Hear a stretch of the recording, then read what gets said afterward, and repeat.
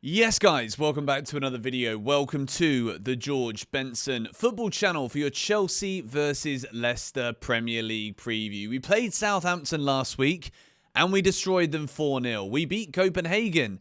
If we beat Leicester, we're on a 3-game winning run. This is good. This is what we need to see. Chelsea belong back in the Champions League. And finally, Maresca's comments in the build-up to these matches are suggesting that yes, we do need to keep winning to build the momentum to finish in the top 4. Finally, we're actually starting to hear that we're slightly ambitious. We should be looking to win Premier Leagues with the amount of money that we spent, but we can talk about that at a later date. If you guys aren't aware, because I've not been shouting about it very much, that's a lie, I've been saying it in every bloody video.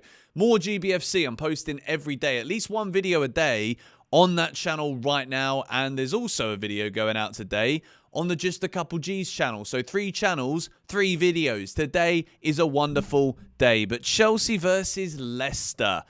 This should be an easy game. When we're talking about the Premier League this season, Leicester and Southampton have been by far the worst 2 teams in the league, to be quite honest. Southampton, they're in a little tier of their own. Leicester have then been like, they just get beat so often, don't they? Ipswich and then Wolves have kind of been like the other teams that are competing to go down. Basically, it's about who's going to be the worst out of those 2, probably. But Leicester have got Ruud van Nistelrooy as their manager. And at times this season, Leicester have looked as though they're in games, and then all of a sudden, they just capitulate, or they're beaten by the odd goal. They don't know how to get over the line. And look, Chelsea, we need to keep building. I thought the second half in Copenhagen was decent. Overall, the win against Southampton wasn't the best performance in the world, but we scored 4 goals, 4 different goal scorers. Pedro Neto playing as the striker, looking pretty good. And we created chances again, which is great. Nkunku looked pretty good off the left wing as well. So right now, the big question that we need to ask is about balance in this Chelsea team. I want to speak a little bit about Reece James here before we go and build the Chelsea lineup that's going to play against Leicester, my personal team.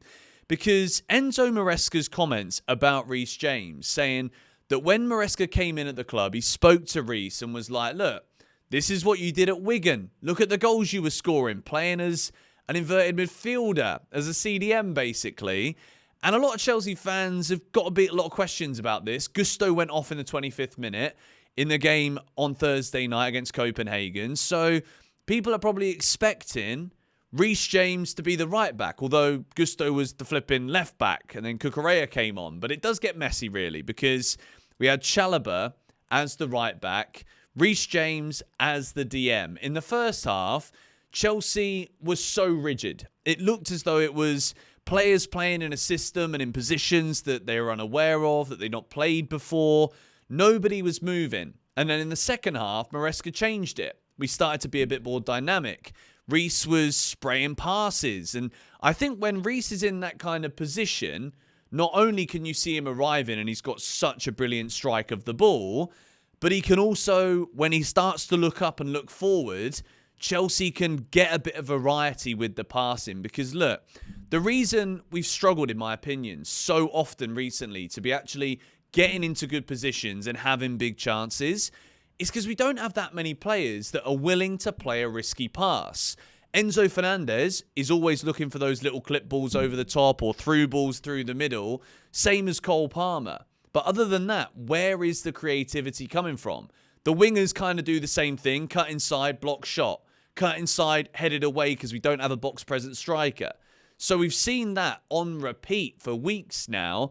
And I must admit, I'm personally quite enjoying the idea of seeing Reece James play as another one of the 6s. So when we build my Chelsea 11 now, we've got a couple of options here. But another big talking point that we've got to discuss in the build-up to this game is Caicedo. Because Moises Caicedo is one more yellow card away from missing the game next week at the Emirates. And look, I'll say it now.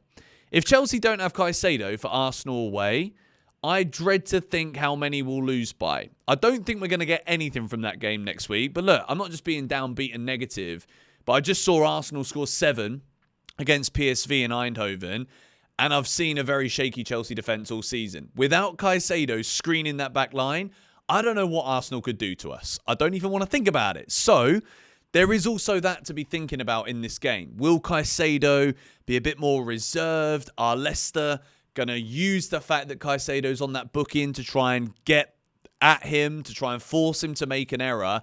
I just hope he doesn't. I don't mind. I mean, even if he gets booked against Arsenal, then he misses the Spurs game. It's all very tentative right now with Caicedo, but let's begin building my Chelsea 11. Starting off with the goalkeeper, Philip Jorgensen in goal. Sanchez was the man in goal on Thursday. Don't really think he could have done too much about the goal. It's a bullet header that Copenhagen scored. Jorgensen's the number one. It's very important here for Philip Jorgensen because between now and the end of the season, I think he's got that number one spot, but we've heard Maresca in press conferences say, well, if he kicks the ball long, then he's going to be dropped again. I don't know if this is just Maresca being brutal and just homing in on the fact that we're going to play out from the back. It's going to be slow. It's going to be frustrating for fans sometimes. And, you know, last week against Southampton, before we scored, there was some shaky moments for Jorgensen. Fans were kind of jeering and on his back a little bit for being slow in possession and always playing the same passes, not going long, not looking long.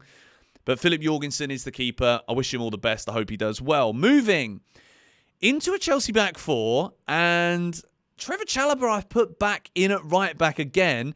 Tosin, Colwill and Cucurella. Hear me out here for a second because we need a bit of height. I think we can hurt Leicester potentially. Tosin, Colwill scored in the last game. Tosin's had a couple of goals this season. And with Trevor Chalobah at right back, I think Trev is such a good all-round player. And I fully expect during this game, Chelsea are going to have a lot of the ball.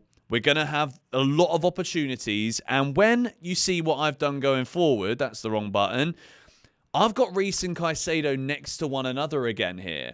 Because as much as in the first half in Copenhagen, it didn't really work very well. It's because Enzo Fernandez wasn't out there, in my opinion. So, when we put the next graphic on the screen, I've got Enzo playing more advanced, with Palmer on the right, Neto through the middle, and Christopher Nkunku on the left wing. When we've seen the best of Nkunku, it has been from this position. Last week against Southampton, he was predominantly playing in that role, and he looked very good. Sancho's form recently has been poor, and I think I'm going to drop him for this game. When I look at this lineup here, you've got, obviously, Enzo won't be as advanced as like playing as a 10. But because Reece James was happy to move out wide, you can then see Palmer drifting central again. I think this is a really, really potentially exciting system that Chelsea could play against a team where we're going to have a lot of the ball. We're going to get the opportunity to create a lot of chances. Let me know what you think of this lineup in the comments down below. I've also gone with something that I think is a bit more realistic, that I think Maresca would be more likely to pick. And that lineup is this one. But because Nkunku's been so poor through the middle, I've put Sancho as the 10. The likelihood is Sancho would be out wide with Nkunku through the middle, but Nkunku's been poor when he's played there. So, let me know what you think of that lineup on the screen there. That sees Chalobah come in, Tosin drops out, Chalobah alongside Levi Colwill at the back, Reece James moving into that right back position, and then you probably likely see Marc Cucurella inverting. But when it comes to Cucurella getting forward, I think this lineup here, if we put it back through once more, with Chalobah more than happy to kind of sit there in a back three, Chalobah, Tosin, Colwill, with Cucurella and James getting advanced, I think Chelsea with this lineup have got a bit more opportunity to get a lot more players in attacking areas. Because look, this is where we've struggled so much. It's when we get the ball in good positions. We can have all the possession in the world. Passing it between the centre-backs. Passing it from the right side, through the middle, back over to the left. But then there's nobody in the box. So I think with this lineup here, there are more players that can get in the box here, with Cucurella and James being able to advance a bit more. So, Chelsea-Leicester, I really, as much as I've really struggled to be optimistic about us recently, we've won our last two, scoring 6 goals in the process. We should now get through to the quarterfinals by beating Copenhagen again in the second leg on Thursday. But it's a big game next week against Arsenal. I'm seriously hoping nothing happens with Caicedo. I'm hoping there's no yellows. But I think a comfortable win is in store for Chelsea here. I'm going to say Chelsea 3, Leicester 0. I think a clean sheet here would be absolutely massive for us going into that match at the Emirates next week. And Arsenal go to Manchester United too. So that's not an easy game, even though United have been so poor. I say that, if you've watched the video on more GBFC, you'll also know that I think Arsenal are going to absolutely wipe the floor with Manchester United. But anyway, let me know your thoughts on this Chelsea lineup. I'm going to put it up on the screen for you once more. It's a little bit rogue, a little bit different, but let me know your thoughts in the comments down below. Thank you guys for watching. Subscribe if you are new. I'm going to be live tomorrow.